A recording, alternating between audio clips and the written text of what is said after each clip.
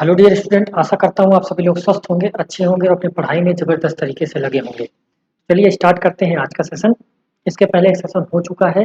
जो बच्चे अभी तक उस सेशन को नहीं देखे हैं वो जाकर ज़रूर देखें और वीडियो को शेयर करें, लाइक करें, कमेंट करें। ठीक है, ज़्यादा से ज़्यादा प्यार दें जिससे मनोबल बढ़े और सेशन लाया जाए। चलिए स्टार्ट करते हैं आज का सेशन। उसके पहले कुछ इंपॉर्टेंट सूचना है। सर के द्वारा मेंस का बैच चालू किया गया है। जिन बच्चों को भी मेंस में थोड़ी बहुत भी डाउट है, दिए गए नंबरों पर बात करके इस बैच में जुड़ सकते हैं। दूसरा है पीएसआईआर, जिनका भी ऑप्शनल पीएसआईआर है वो भी इस दिए गए नंबर पर बात कर जुड़ सकते हैं। चलिए स्टार्ट करते हैं आज का सेशन। पहला क्वेश्चन है, यूनानी कुषाण एवं शकों में से कई ने हिंदू धर्म के स्थान पर बौद्ध धर्म को अपना लिया।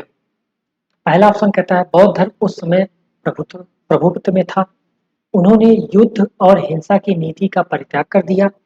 जाति प्रथा से अभिभूत हिंदू धर्म की ओर वे आकर्षित नहीं हुए। बौद्ध धर्म के माध्यम से भारतीय समाज तक पहुंचना आसान था। देखिए उस समय पे क्या था ना, हिंदू धर्म में जाति प्रथा उनकी बेड़ी बन गई थी। बेड़ी का मतलब ये था कि जो जाति प्रथा थी उसमें जो उच्च कुल के लोग थे वो निम्न कुल के ऊपर अत्याचार करते थे। तो जाति कहीं नहीं कहीं हिंदू धर्म की बेड़ियां बन गई थी। ठीक है ना। इसलिए बहुत से लोग क्या करते थे, हिंदू धर्म को छोड़ छोड़कर बौद्धिज्म और जैनिज्म में जा रहे थे। तो इसका सबसे बड़ा रीजन क्या था, जाति प्रथा। तो ऑप्शन नंबर सी सही हो जाएगा। चलिए आगे बढ़ते हैं। इसकी जो पीडीएफ होगी टेलीग्राम चैनल पे आपको मिल जाएगी। ठीक है ना। चलिए दूसरा क्वेश्चन क्या कह रहा है, निम्नलिखित प्राचीन भारतीय लिपियों में से कौन सा प्राचीन भारत में व्यापारियों का नियम था। चलिए पहला ऑप्शन है चतुर्वेदी मंगलम, दूसरा ऑप्शन है परिषद, तीसरा है अष्टदिग्गज, चौथा है मणिग्राम। चारों ऑप्शन के बारे में आपको थोड़ा थोड़ा बता देता हूँ। चतुर्वेदी मंगलम क्या था, एक गांव या बस्ती, एक ऐसी गांव या बस्ती थी जहां ब्राह्मणों को भूमि दान में दी जाती थी। उसे चतुर्वेदी मंगलम कहते थे।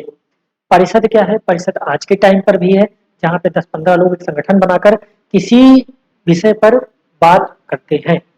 अष्टदिग्गज क्या है, जहाँ 8 तेलुगु कवि मिलकर के अष्टदिग्गज बना था। ये किसके टाइम पे बना था, विजयनगर साम्राज्य में। तो आपसे क्वेश्चन और बनता है कि विजयनगर साम्राज्य में सबसे प्रसिद्ध और शक्तिशाली राजा कौन था। इसको आपको कमेंट बॉक्स में हमें बताना है। ठीक है ना। चौथा ऑप्शन है मणिग्राम, इसका सही ऑप्शन डी ऑप्शन हो जाएगा। ठीक है ना। चलिए आगे बढ़ते हैं, कमेंट बॉक्स में आंसर जरूर दीजिएगा। मणिग्राम क्या था, एक प्राचीन भारत में व्यापारियों का एक नियम या संघ था। ठीक, आगे बढ़ते हैं। अगला क्वेश्चन है, निम्नलिखित में से कौन से तथ्य बुद्ध धर्म और जैन धर्म दोनों में समान रूप से विद्यमान थे। पहला है तप और भोग की अति का परिहार, दूसरा है वेद पारायण के प्रति अनास्था, तीसरा है कर्म कांडों की फलता का निषेध, चौथा है प्राणियों की हिंसा का निषेध। ऑप्शन नंबर ए है 1 2 3 और 4, 2 3 और 4, 1 3 और 4, 1 और 2। चलिए आंसर बताइए। तो इसको जान के चलिएगा, बौद्ध और जैन धर्म में तप को तो महानता दी गई थी, बट भोग के बारे में कहीं भी जिक्र नहीं मिलता है। तो ऑप्शन नंबर 1 गलत हो गया। 1 गलत होने के चक्कर में ये गलत हो गया और सारे सही हैं। तो 2 3 और 4 ऑप्शन नंबर बी सही हो गया। चलिए आगे बढ़ते हैं। अगला क्वेश्चन है आपके सामने, अष्टमार्ग की संकल्पना अंग है, मतलब अष्टमार्ग किसका अंग है। ठीक है ना। तो ध्यान से पढ़िए ऑप्शन को और फिर बताइए। पहला है दीपवंश की विषय वस्तु, दूसरा है दिव्य वदन की विषय वस्तु, तीसरा है महापरिनिर्वाण की विषय वस्तु, चौथा है धर्म चक्र परिवर्तन सूत्र की विषय वस्तु। चलिए जल्दी जल्दी बताइए। आपको दो ऑप्शन इसमें दिख रहा होगा, धर्म चक्र और महापरिनिर्वाण। इसके बारे में आपको थोड़ा बहुत बता देता हूँ। महापरिनिर्वाण क्या था, मतलब एक नया निर्माण होना, मतलब मुक्ति को प्रदान करना। कोई मरने के बाद मुक्त हो जाए। आज के टाइम पे सारे धर्म क्या करते हैं, मुक्ति का भी तो ज्ञान दे रहे हैं। तो मुक्त हो जाना ही महापरिनिर्वाण कहलाता है, मरने के बाद। धर्म चक्र परिवर्तन क्या था, जब गौतम बुद्ध ने प्रथम उपदेश दिया था उसी उपदेश को हम क्या कहते हैं, धर्म चक्र परावर्तन। ठीक है ना। तो इसका ऑप्शन भी दीजिए अष्टमार्ग। अष्टमार्ग क्या है, जो पहला उपदेश दिया था उन्होंने उसमें अष्टमार्ग दिया था, 8 मार्ग दिए थे, तो पहले उपदेश में दिए थे। उपदेश को ही हम क्या कहते हैं, धर्म चक्र परावर्तन। तो ऑप्शन नंबर इसका डी सही हो जाएगा। इसके जो 8 मार्ग है ना, उसको एक बार आप पढ़ लीजिएगा। कभी कभी यूपीएससी में क्वेश्चन बनता है, इनमें से कौन सा अष्टमार्ग नहीं है, तो 4 ऑप्शन में रहेगा, एक नहीं रहेगा, तो सबको पढ़ लीजिएगा एक बार। ठीक है ना। चलिए आगे बढ़ते हैं। अगला क्वेश्चन, पांचवा क्वेश्चन बताइए। प्राचीन संस्कृत ग्रंथों में प्राप्त यवन प्रिय शब्द को कहा जाता था। बहुत ही अच्छा क्वेश्चन। एक प्रकार की उत्कृष्ट भारतीय मलमल का, हाथी दांत का, नृत्य के लिए यवन राज्यसभा में भेजी जाने वाली नर्तकियों का, काली मिर्च का। मलमल माने क्या होता है? मलमल माने एक सूती कपड़ा जिसको सिल करके बनाया जाता था। सूती कपड़ा मतलब जैसे आज के टाइम पे चाउमीन वाउमीन की दुकान पे जाइए तो एक सूती कपड़ा रखते हैं जिसमें चाउमीन को छानते हैं, तो उस टाइप का सूती कपड़ा सिलकर बनाया जाता था, उसी को मलमल कहते थे। तो इसका ऑप्शन बताइए आंसर। इसके पहले इसका डिटेल पढ़ लेते हैं। देखो, यवन इंडो ग्रीक थे, यवन इंडो ग्रीक थे, उन्हें काली मिर्च बहुत पसंद थी। ठीक है ना, फंस गए आप ना। तो यवन प्रिय शब्द क्या था? काली मिर्च से रिलेटिव है, तो ऑप्शन नंबर डी सही हो जाएगा। ठीक है ना, चलिए आगे बढ़ते हैं। अगला क्वेश्चन आपके सामने है, निम्नलिखित युग में से सुमेलित करना है। पहला है लोथल, प्राचीन गोदी क्षेत्र। गोदी क्षेत्र माने वो क्षेत्र होता है जहां पर नाव को लाकर खड़ा किया जाए और उसको फंसाने के लिए फंदा डालते हैं। जैसे आप गंगा नदी जाइए वहां स्नान करने, तो वहां क्या होता है, नदी खड़ी, नाव खड़ी करते हैं, नाव के बगल एक रस्सी में बांध करके लोहे को ऐसे फेंक देते हैं पानी में, वो जाकर उसी में धंस जाता है, नाव हमारी रुकी रहती है। ठीक है ना, उसको कहते हैं। सारनाथ बुद्ध का प्रथम धर्मोपदेश। तीसरा है राजगिरी, अशोक का सिंह स्तंभ शीर्ष। चौथा है नालंदा, बौद्ध अधिगम का महान पीठ। आपको एक क्वेश्चन और कमेंट बॉक्स में आंसर करना है, अधिगम क्या होता है। चलिए इसका आंसर बताइए। ए 1 2 3 और 4, 3 और 4, 1 2 और 4, 1 और 2। चलिए बताइए इसका आंसर।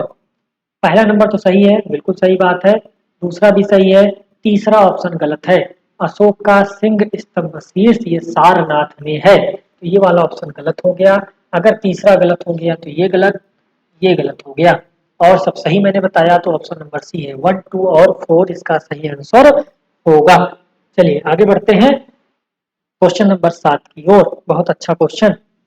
भारत में निम्नलिखित के आने का सही कालानुक्रम क्या है? इसका कालक्रम सही सही बताइए। पहला है सोने के सिक्के, दूसरा है आहत मुद्रा चांदी के सिक्के, तीसरा है लोहे का हल, चौथा है नगर संस्कृति। चलिए बताइए। देखिए आहत माने क्या होता है, आप हमको बता सकते हैं थोड़ा बहुत? देखिए आहत माने वो होता है जैसे किसी सिक्के को, उसको तोड़ तोड़ कर उसमें डिजाइन बनाई जाती है, नक्काशी की जाती है, तो उसको आहत दिया गया, उसको घाव दिया गया, तोड़ा गया, फिर उसमें डिजाइन बना गई, तो उसे आहत कहा जाता था। जैसे चांदी के सिक्कों को क्या किया गया, तोड़ तोड़ कर उसको उस पर डिजाइने बनाई गई, किसी शासक का चित्र बनाया गया, ठीक है, उसे कहा जाता था। उसको सिक्कल से बैठाना है, पहले क्या आया, तो आपको पता होगा हड़प्पा सभ्यता कैसी थी, नगरीय सभ्यता थी। 4 नंबर पहले आया तो ये दो हो गए, तो ये दो गलत हो गया। उसके बाद लोहा आया, बिल्कुल सही है। उसके बाद चांदी आया, फिर सोना आया। सोना देख रहे हो आज के टाइम में परेशान किया है सबको, कितना महंगा होता जा रहा है, सबसे लास्ट में आया है। ठीक है ना, तो ऑप्शन नंबर डी सही हो जाएगा, 4 3 2 1। चलिए आगे बढ़ते हैं अगले क्वेश्चन पर। वही इसका सिक्वल है, नगरी संस्कृति, लोहे का हल, आहत मुद्रा चांदी के सिक्के, सोने के सिक्के। चलिए आगे बढ़ते हैं अगले क्वेश्चन पर। इसमें क्या करना है, सूची 1 को सूची 2 से मिलाना है। चलिए मिलाइए। पहला है गुप्त, चंदेली, चालुक्य और पल्लव। मिलाइए। आपको यहाँ पे एक सबसे अच्छा ऑप्शन मिल जाएगा, दो तो सबको पता होगा। एक है चालुक्य, चालुक्य क्या है, बादामी से है। एक चंदेली, चंदेली खजुराहो से है। तो अब मिल गया ना। सी में फर्स्ट, सी में फर्स्ट खोजते हैं कि ये है, एक ये है, तो मतलब ये गलत, ये गलत। अब चंदेली खजुराहो में है तो बी ऑप्शन 3 में है, तो बी ऑप्शन 3 में है तो ऑप्शन नंबर ए सही हो गया। ठीक है ना, ऐसा थोड़ा छांट लिया करिए। दो अगर आपको पता है तो ऑप्शन में खोजिए, आराम से आंसर तक पहुंच जाएंगे। ठीक है, गुप्त, चंदेली, चालुक्य और पल्लव सबके बारे में बताया गया है, आप इसको एक बार पढ़ लीजिएगा। चलिए अगला क्वेश्चन है, अणुव्रत सिद्धांत का प्रतिपादन किसने किया? बहुत अच्छा। अणुव्रत क्या होता है पहले इसके बारे में आपको बता देता हूँ। अणुव्रत क्या था, जैसे बहुत से लोग व्रत, बहुत जैसे जो गृहस्थ आश्रम में है, वो लंबी टाइम तक व्रत नहीं रह सकते खाली पेट, तो उनके लिए क्या है, शॉर्टकट तरीका निकाला गया, अणुव्रत।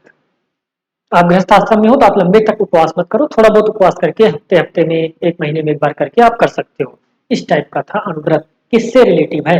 महायान बौद्ध संप्रदाय से, हीनयान बौद्ध संप्रदाय से, जैन धर्म से, किससे संबंधित है आप जल्दी से बताइए।